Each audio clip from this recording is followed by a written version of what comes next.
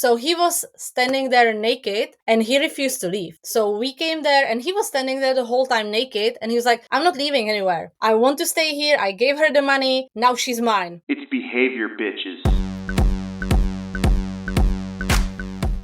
Hi, everyone. Welcome to today's episode of Behavior Bitches. I am here and ready for the podcast today. I did my hair, I did everything.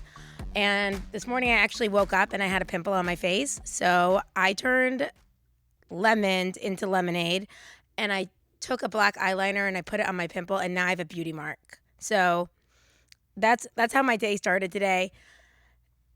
I, first of all, just want to say, I love doing the podcast because of who I get to interview. And when you hear about our guest today, you'll understand if you're someone like me, you're interested in behavior, you're interested in interesting things, this podcast is for you. So before we get started, obviously I have to give some reinforcement to my own podcasting behavior. And here we go. We have a review coming in hot from Catherine Mitchvek. Hope I said that right. I am loving your episodes. So cool to see ABA strategies being used in reality TV shows. Definitely helps with examples of strategies in the real world while studying. That makes me so excited that we're helping you with your studying through real life examples, and it just is exactly what was intended to do with this podcast. So I'm excited to hear that. So keep the reviews coming. I love it. And now let's get into the juicy part. Who is our guest today? Our guest is Catherine Denoir. Catherine Denoir is a manager in a legal brothel in Central Europe and a PhD student specializing in organizational psychology. With a background rooted in academia and a sharp eye for human behavior, she oversees the business side of one of the region's most well-structured brothels, complete with HR, marketing, and customer service divisions. Catherine is passionate about worker safety, autonomy, and breaking the stereotypes around sex work. She also runs an uncensored OnlyFans page where she pulls back the curtain on the realities of the legal sex industry. Equal part researcher and real-world operator, Catherine is reshaping how the world sees the often misunderstood industry. Catherine, welcome to the show. Thank you for having me. Are you kidding? When you replied yes that you'd come on, I was like, dream guest. Like, these are the kind of things that I am just like, I just have so many questions. And I'm sure you've seen that. I see you have such a large following. Yeah, kind of. It's very new for me, so like I don't consider myself being like an influencer or something. So yeah, it kind of like happened randomly, and now I have a chance to speak about the industry, which is amazing. And this is why I wanted to do it. This is why I set up the social media at the first place. So Yeah, it's something that so many people have, like, it seems like mysterious. And when I watch your videos, I'm like, whoa, I wouldn't even think of these things. So all those things that you talk about, I'm going to ask you about today. But before we do that, I want to play a little bit of a game to get to know you. We call it this or that, okay? I'm going to give you two options and you sure. choose. So it's going to start off like early bird or night owl. Which are you? Night owl, because I work during the night, and I sleep during the day. So night owl, definitely. What are your hours? So I start at 7 p.m. and I finish at 6 a.m. in the morning. And does it close down? Yeah. 6 a.m. it's a closing time. Nobody can be there anymore. So this is also where I can go to home. So what hours do you sleep? So usually I arrive like 6:30, then it's shower, take my makeup off, brush my teeth, and then I just go straight to bed, and then I sleep like until 1, 2, something like that. It really depends on whether I need to go to the gym or whether it's my free day next day. So yeah, but Wow, I sleep during the day most of the time.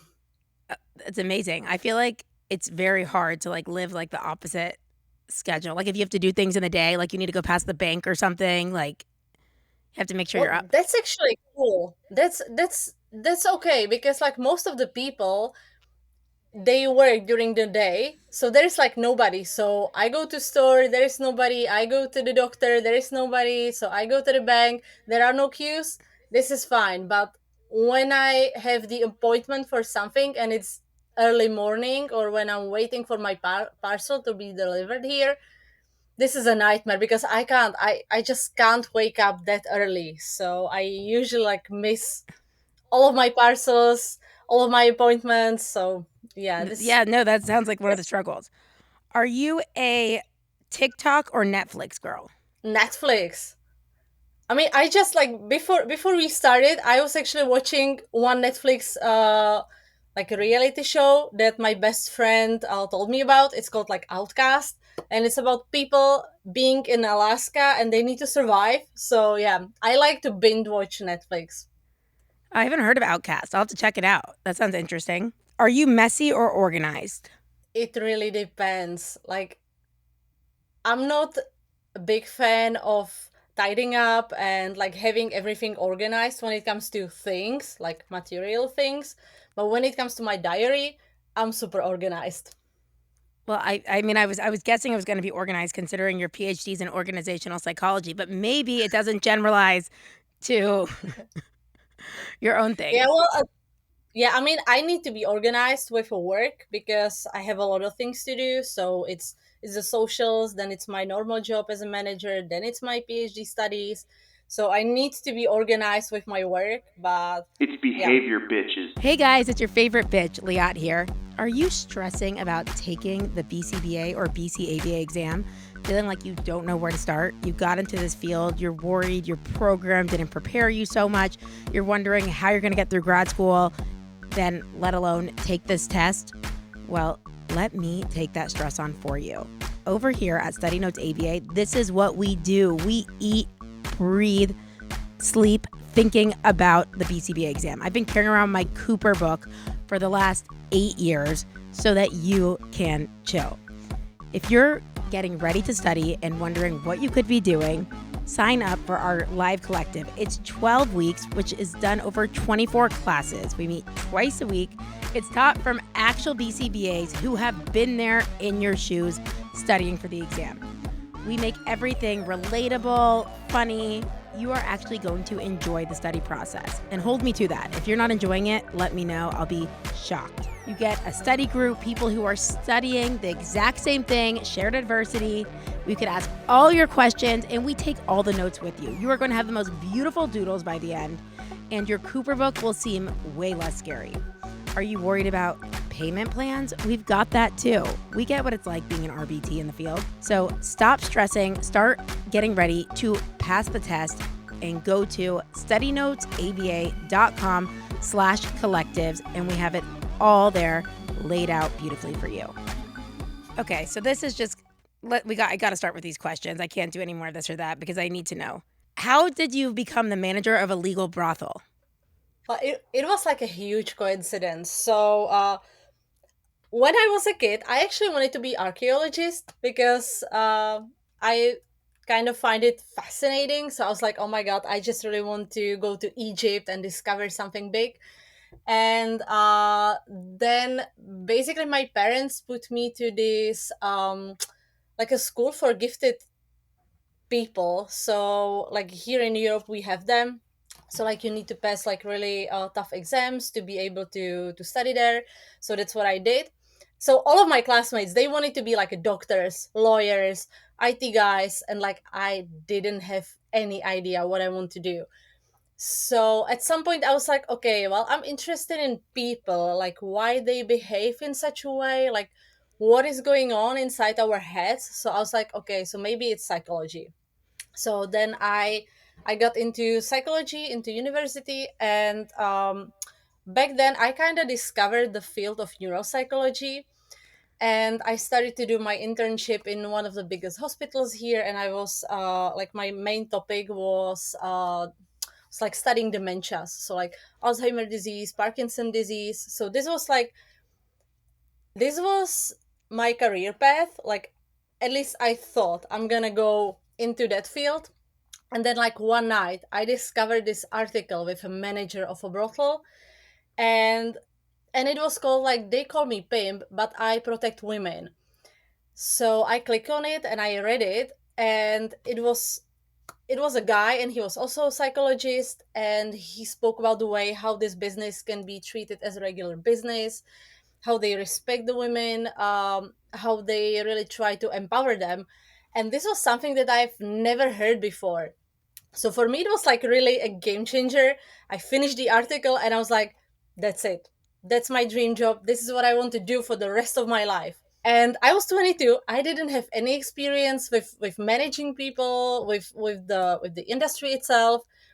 And I kind of decided to track the company that this guy worked for. And so I managed to find them, and I wrote them an email, and it was, I think, the worst email in the history of all I the mean, this emails. is before ChatGPT wrote emails. So Exactly. Like, I didn't know what I'm supposed to write, because like I was 22. As I said, I didn't have any experience. So I was like, and I got myself drunk, and I was like, just please give me this job. I really want this job. I feel like this is my dream job. Just please give me a chance. It was very awkward. The email was very very awkward. desperate, but I like it. They I mean, saw the the it wasn't really like a desperate email. It was more like very excited email. It's like, just please give me a chance. I want to do this. So yeah, that's what I did. I sent them an email, and then like few days later, they basically called me. Like, our HR, she called me, and she was like, "Yeah, well, we read your email. It was very original." And I was like, oh my god, this is embarrassing. But then she basically invited me for the interview, and then I went through 3 rounds of the interviews, and I was basically offered the job at the end. And since that, I'm there. It's been 9 years now, and wow, I still love it. and you still love it. So tell me, what are your responsibilities? What is the job Hmm. of someone managing a legal brothel? Hmm. So it's a mixture of the things. So first of all, um um so we as a management, we basically oversee the whole club. So we have, like, we as a company, we have around like 60, 70 people as employees. So these are customer care services, IT guys, marketing department, HR. We have bartenders, we have cleaning ladies. So these are all our subordinates. And then we have the workers that works with us. They are not our employees, they are independent contractors. And what we do basically is that we not manage, because we are not their boss. Like, we are not their managers in the normal sense of the things, but we are there to support them. So if they need anything, we are there for them. We speak with them quite regularly. We also do the onboarding of the new sex workers. So, and we also meet them for the interviews. So this is what we do. So it's basically like divided between working with our employees and working with the sex workers. It's behavior, bitches. Hey guys, it's Liat. We did it again. We made the boring not boring. We've done it a couple times and now we're just getting really good at it. Have you checked out our SAF meds? What are the SAF meds? Well, if you know what it stands for, all my ABA nerds out there, say all fast minute every day. We've taken the standard SAF meds and made them actually funny. I mean, imagine playing Marry, Fuck, Kill or Would You Rather with SAF meds. We have 5 crazy game variations, all the data sheets you need to track your fluency, understanding the ABA terms. If you're looking for fun ways to study, this is it. I know a lot of you guys, like myself, had bad experiences with having to make SAF meds in college, but we have made over 560 Snabified SAF meds for you. This took over 2 years in the making. They're perfectly thick. I'm very into how something feels. They're color coded. They're already made for you that you could grab it, have it ready to go. So head on over to studynotesaba.com and get your SAF meds now. Wow. So how does it work? Like, are they like renting space or they're paying a percentage of whatever they make to the... So they only rented the rooms. So the only thing that they pay to us is the room. It's the rental for the room. So we don't take any percentages. There are like no any hidden fees, anything like that. So when they want to work with us, they just pay the rent. It's usually paid upfront, and that's it. And because they are independent contractors, that means that we don't tell them what they should do with whom, so they can always refuse the customers. We don't tell them what type of the services they should provide, for how much, for how long, and we don't also tell them like what will be their schedules. So they can work with us once a year, they can work with us like 5 times a week. This is completely up to them. So they could like rent out a room like per day almost? Yeah, it's for the day. Oh, very cool. And for them, it'd be like safer than bringing a stranger back to their house or going to a stranger's Of house. course, because like we provide them with the security, there's also like everything that they need for the work. So it's the cleaning space, it's the security, it's the towels, it's the sheets, it's all of this. And then they have this extra support from us. And this is actually like a crucial thing why they choose to work with us. So they don't work exclusively with us, they can always go to try different clubs, to try like escort agencies, they can try to work independently. But it's actually a lot of work to work independently, because you need to handle your own marketing, you need to handle the security, and it's a lot of work. So this is the reason why they usually choose to work with us, because there is the security, they have everything that they need, and they just do the work. And we basically try to support them in everything else that they need. So just so I understand, so the person coming in, let's say someone comes, are they paying the sex worker themselves? Yeah. So we as a management, we are never part of the deal between the worker and the customer. So when there is client coming in, they pay directly to the sex worker, and like if she don't tell us like how much she makes, we have no idea, because the only thing that she pays to us is the rent, and the rent is all the time the same. So it doesn't matter if she's making 500 euros or if she makes 2000 euros, the rent is still the same, and the rent is like roughly 200 euros for one day. Ooh, interesting. This is a interesting business. So, but let's say something like goes down and like a client gets weird or something with the Mhm. payment. Like, do you guys get involved in that? I know like you don't accept the payment, but like would security help out? So the workers are always instructed to take the money before the service. So when he refuses to pay before the service just don't even start. Oh, that's smart. It's contingent on that. I like that.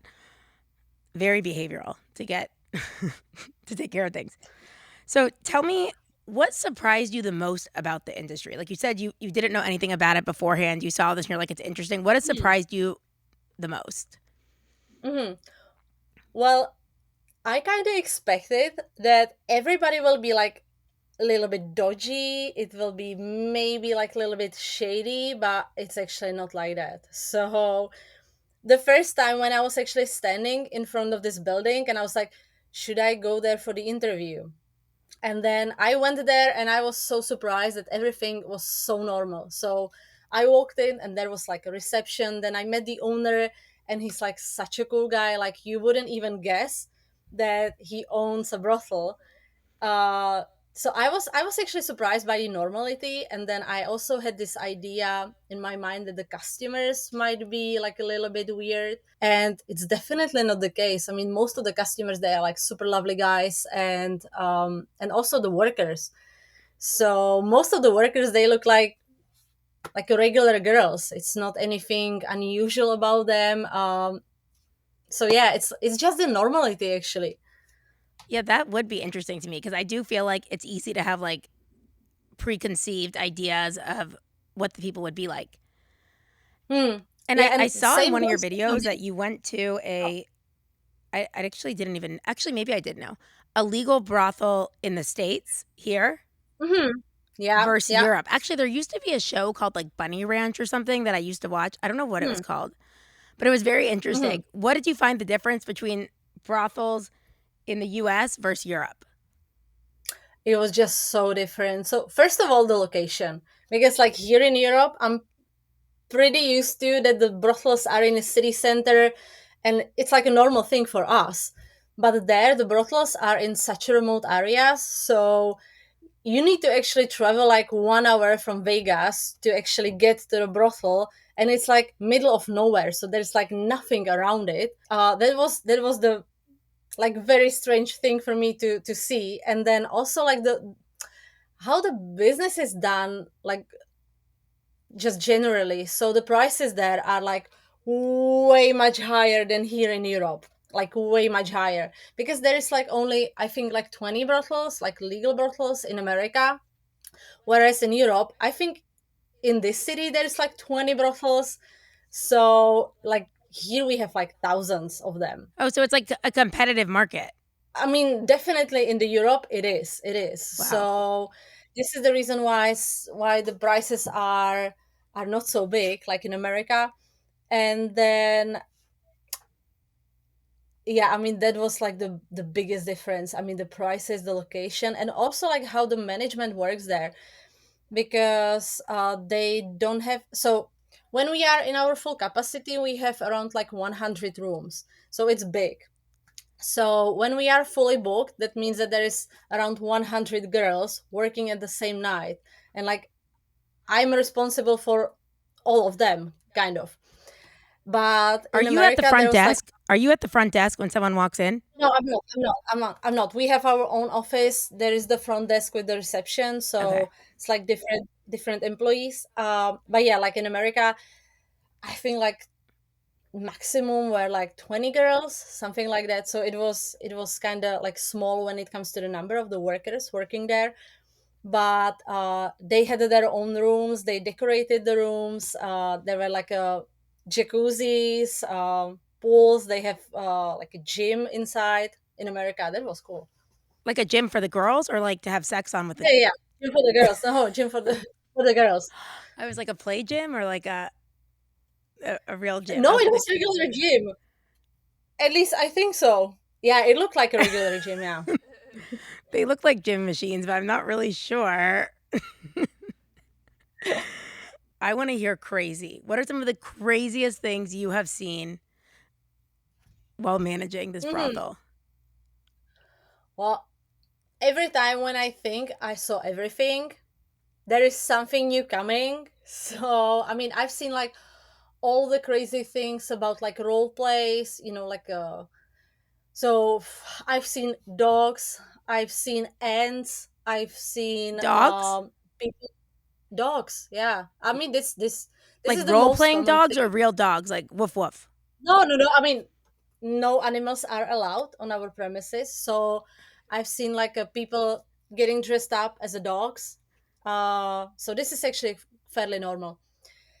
Wait, they'll Then come into the waiting room in costume?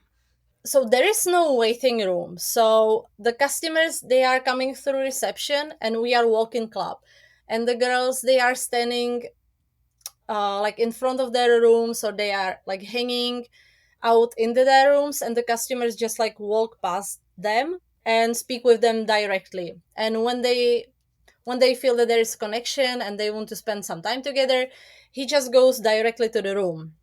So, and So some of you the could kind of go customers, like they just window shopping, but with girls. yes, Like, exactly. okay. So they're not really having to do like online marketing of themselves, or they maybe do. No, no, no.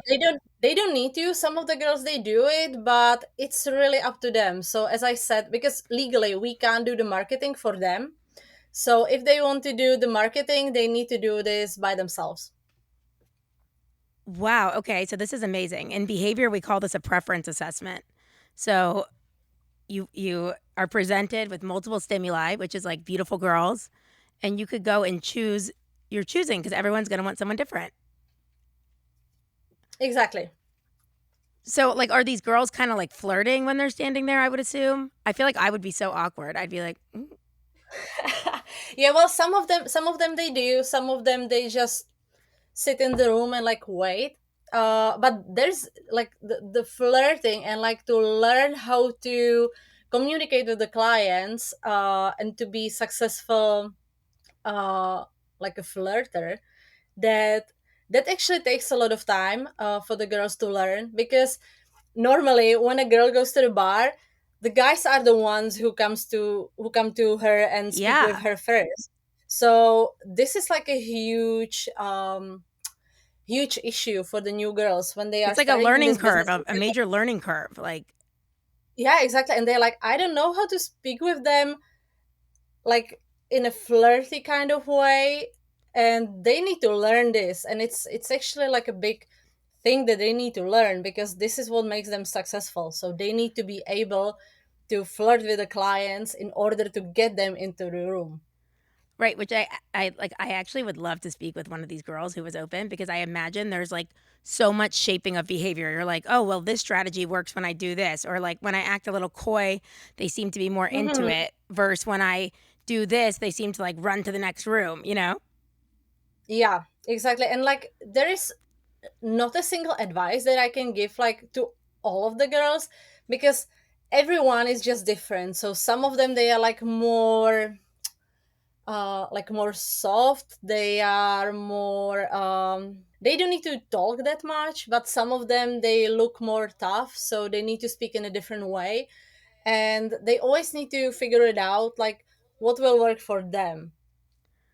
That's so interesting because I'm thinking like maybe like someone who is like a big CEO, like maybe he wants someone who's gonna like take control for once, you know?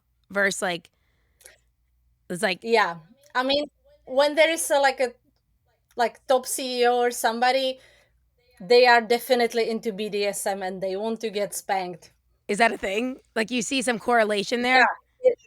Yeah, I mean, yeah, I think that there was also some sort of research that like when you are in a charge of the things and you do this all day, then you just basically want the dynamic to be switched. So like you enjoy to be told what you should do, instead of like it's you telling everybody what they should do. I mean, I kind of get it. Like honestly, after like running like business at the end of the day, first of all, I barely like even would want to have sex. I'm like so dead tired. But if I was, I'd be like, I'm just gonna lay here like a dead duck and you take control. Sounds hot, right? I mean, that's just the reality. I mean, I'm used to it, so I know, like I giggle, but I think that my feelings would be hurt if I was like standing in a doorway and no one came to me. this is a big thing. I mean, for the girls, this is actually one of the topics that we speak with them about a lot. So it can actually like hurt your self-esteem a lot when you can see like everybody is working and you don't, and like you don't know what is wrong with you.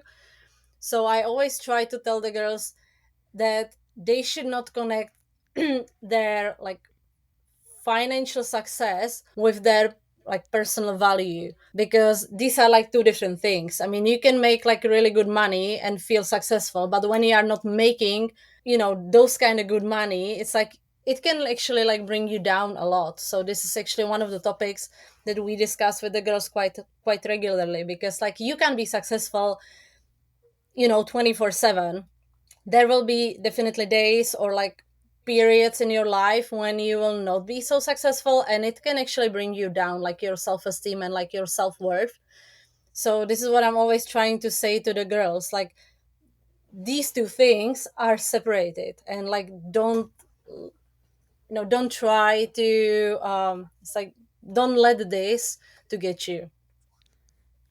Right. Because, when I think about it, it's like, I mean, a lot of it is based on physical appeal, right? Like you're not having so much time to get to know someone. So like usually I Hmm. like to think it's interesting when your body or like your physical appearance is part of your business because, I like to think like I don't know, there's times in my life maybe where like I'm feeling better about myself in terms of how I'm physically looking, but like maybe I'm like kind of sucking at work, like I'm not doing great or like, you know what?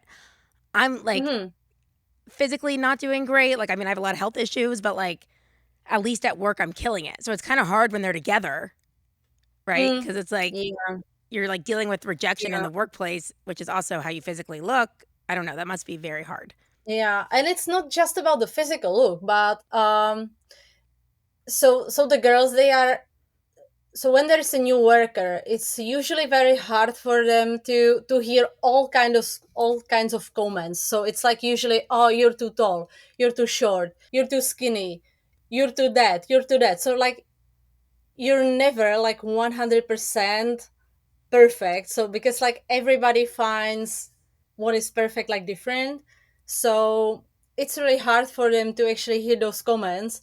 And some of them, they really take them personally, so they're like, okay, so maybe I should go blonde, maybe I should be more skinny, maybe I should put some weight.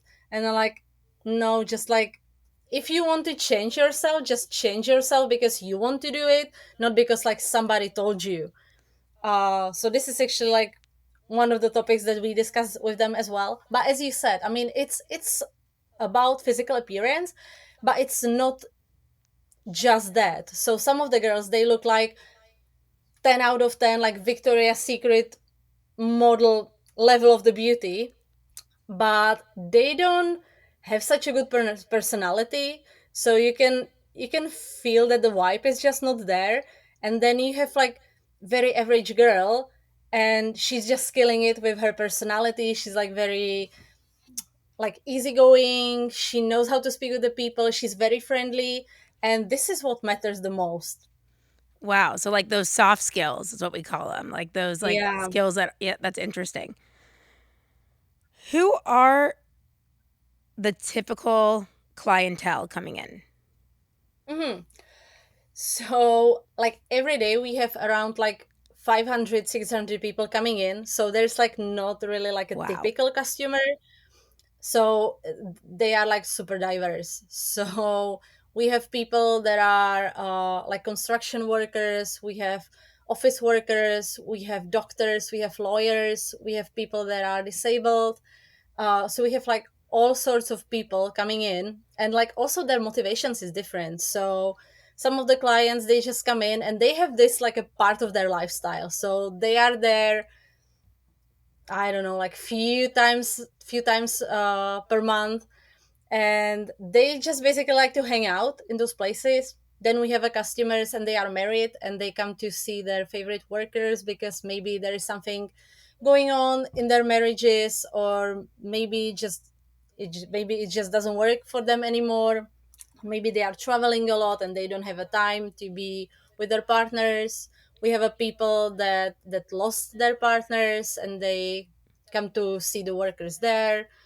We have people, occasionally we have a people coming in, and they're like, yeah, I want to lose my virginity here, or I want to learn how to be better in sex, which I think it's amazing. It's like, if you come to brothel to learn how to be better in sex, that's amazing. That is actually interesting point of view. And also lately I've had like a little micro interest in hmm the I guess it's been around for a while, but I didn't know the term for incels. Do you know hmm incels? okay. Yeah. Do you think if incels came into, and by the way, anyone listening, incel is involuntarily celibate. If these individuals who identify as this, do you think it would help if they came into the brothel to get their sexual needs met? Because as we know, sex is an unconditioned reinforcer, a human need that everyone needs. What do you think? So over the years, actually met quite a lot of incels, but they weren't not like the hardcore incels. So they were actually still able to not hate women and be able to pay for that service, because some of the people, I mean some of the customers, they think that like paying for this service can be actually humiliating. So some of the people, they don't want to do it. And yeah, so over the years I think we had quite a lot of incels coming in, and yeah, I think that it can actually help. I mean, I imagine because I think a lot of it is probably pent up sexual frustration. I want to know, what is the setup of each room like? So we have like different types of the rooms, but basically there is a really good bed, there's a shower, there's a toilet, there are some, of course, the panic buttons, and then there are like a huge clocks, so the workers can actually see like how much time is left. Then there are some like a small lockable, how do you call it, A safe? wardrobe. Yeah, the safe is there as Like a well. safe? Yeah, the safe is there as well, but like also the wardrobes for the for some sort of like a personal stuff, and that's it. So basically, the room is like very plain. There are like no sharp things, no heavy decorations because of the safety. Wow. So it's a pretty like standard bed. It's not like can someone rent a room that's more like fetish heavy? Like this room is covered in chains and Yeah, whips. so Or you have we to don't bring have your own. no, we don't have this. You need to bring your own. So it's like a it looks like a So someone standard hotel room, and if you want to decorate it, you can, but like almost nobody do this. So yeah, but like if they want to decorate it, you're free to do it. I feel like that's how I would get customers because it probably would not be with my sex appeal.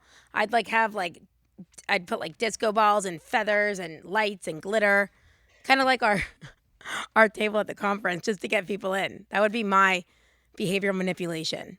Nice, Make nice. it make it nice. Make this the panic button in the room that you mentioned.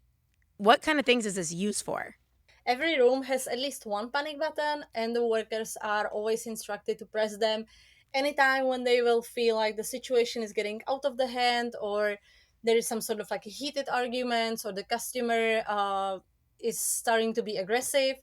So they are always instructed to press the panic button, and my colleagues will be there like from the time when the panic button is pressed. My colleagues, the security, will be there within 8 seconds, so they are trained regularly for this, so they need to know like the fastest way how to get to that specific room. They always need to carry the room from they always need to carry the key from the rooms.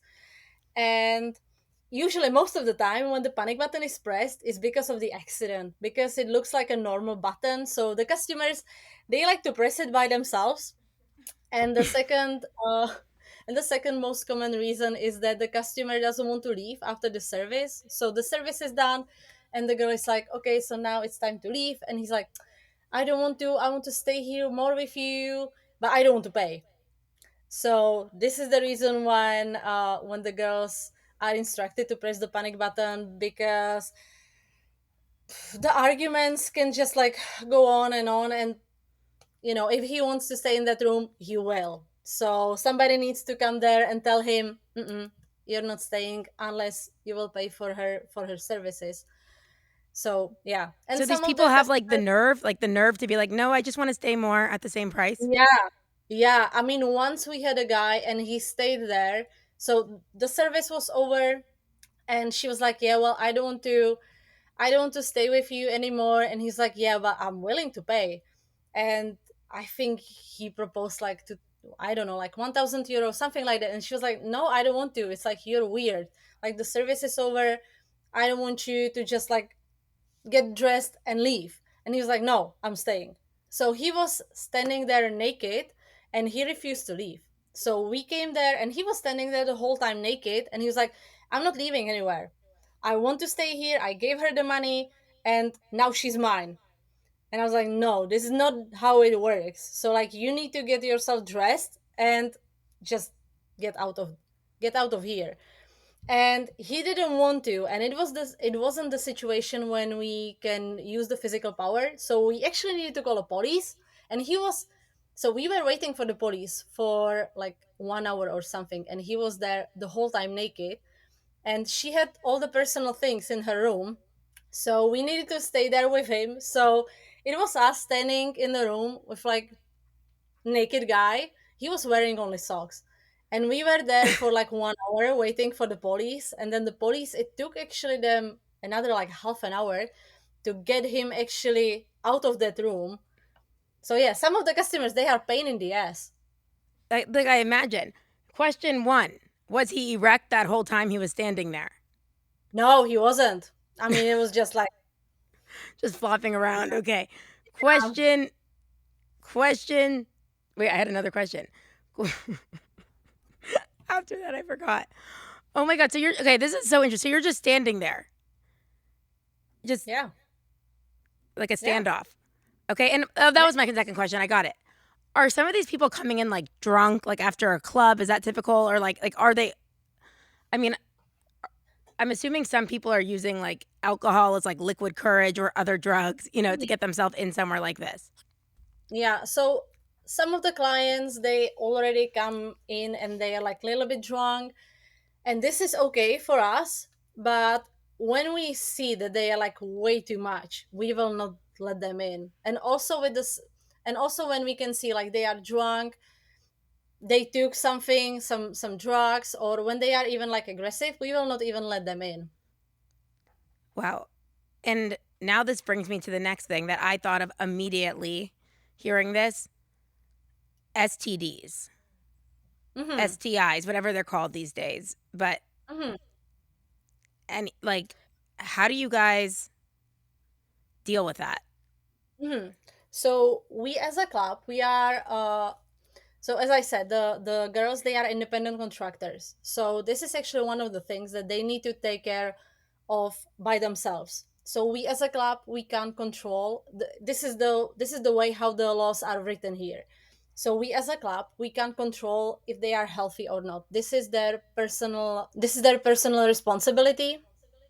So, and I know that 100% of those girls, they go to get tested, because for them, like, catching something like some sort of like STD or STI, it's not worthy. And there's like a lot of customers coming in and they're like, yeah, well, maybe you can do like a blowjob without, or like we can just go raw. And they're like, are you out of your mind? I mean, the money is definitely not worth for this. So yeah, but there's like a lot of the customers trying to get this type of the service. But you wouldn't know ahead of time if, so like, it's on the girl to be like, I'm willing to do this, I'm not willing to do it. Yeah, yeah, this is on them, but as far as I know, like nobody wants to risk it. Because like imagine that you get something and you need to stay at home for like 3 months. The money, it's not worthy. I mean, the money not worth it. Also, the itchy crotch for that long. I mean, I know. But like a lot of the customers, they are trying to get this type of the service, and yeah, that's what would be expected. Are couples ever coming in together? they do. They do. And every time when I see a couple, I kind of expect something bad to happen, because most of those couples coming in, they are like already maybe a bit drunk, and they're like, yeah, I just want to try this, and like they didn't talk about it ahead. So they just come in, they choose the worker, and they're like, okay, yeah, let's just do it. But like they didn't set any boundaries ahead. They don't know what is going to happen. So 99% of those cases, it like one of them will end up crying. Are there males who work there as well? Like, are females ever No, the we customer? only no, we only have women. No, we only have women. Is there anywhere that there are men? Mm-mm, I don't think so. I mean, this is no. I mean, I've actually never seen the brothel with male workers. Interesting. I was just thinking Yeah, I equality and mean, there all. are some for like gay people. So I know that when you want to have this sort of experience, I know that there are some sort of like clubs. It's not really a brothel. It's not like a licensed brothel, but I know that there are some sort of like clubs when there are like guys waiting for like a guy customers. But But not done in the same way. Interesting. Anything from the background crew over here that you guys are wondering? Dating. uh, Oh, dating. They all yelled out. Say it, Julia. Uh, Dating, like, what's it like for the women who work there? Do they have significant others? Okay, the question is about dating. What's it like for the women who work there? Do they have significant others? What's the deal there? most of them, they are married. Wow. So their partners know about this. Yeah. Some of the partners, they know about it, some of them they don't. But yeah, it's definitely harder for them to date and to find like a reliable guy, because not everybody wants to. So some of the workers, when they started in this job and they were already married, they were like, yeah, well, me and my husband, we need to discuss the financial like issues, because they were the ones, so the best earning girls with us, they can make like 5,000, 50,000 euros per month. Wow. So all of a sudden, they are the breadwinners, not their partner. So it kind of shifts the dynamics between the partners, and it's actually really hard to find a guy who will be like able to handle it, because for the guys' egos, it's a lot sometimes. I imagine with so many, like the money making, her like engaging in sex with other people, maybe like the sex is better. It's probably, you got to have a lot of confidence. Yeah, so like for most of the workers, it's just a work, so they don't think about it in like romantic type of the way. For them, it's just a work. I'm sure there's some relationships that have formed out of it, haven't there? Has anything shifted from the brothel to the streets? Ooh, well, I think I've seen like a few times that the customer became actually her partner, but it's not that common. It doesn't happen so often, because as I said, like the girls, they are not looking for a partner there. They are working there, so for them it's like very separated. Wow, interesting. And my last thing that I need to ask is, there has to be people who are coming in there who are like dirty, they smell, they're like, how is that dealt with? So as I said, the workers, they can always refuse the customers. So when they will feel like somebody is smelly, somebody looks weird, somebody is drunk, they can always tell them, okay, I don't want to spend the time with you. Interesting. Okay, that's good that they have that option, because you got to have a lot of, I'm just thinking, I would be like, I'm so sorry, I just can't. But you want to be nice, but you want to make the money. So you really have to like weigh your options there, but very interesting. Okay, these are all my questions for you that I have. Okay. So I just want to thank you so much for coming on and like spreading awareness on this. I think it's something that just seems, especially in the States, like it's just like so not normalized. So to hear it is just really interesting. So thank you so much. Thank you for having me. Where can everyone find you? So it's mostly Instagram. So it's Catherine_de_noir. And I think I have TikTok. I think it's Catherine de Noir as well. Yeah.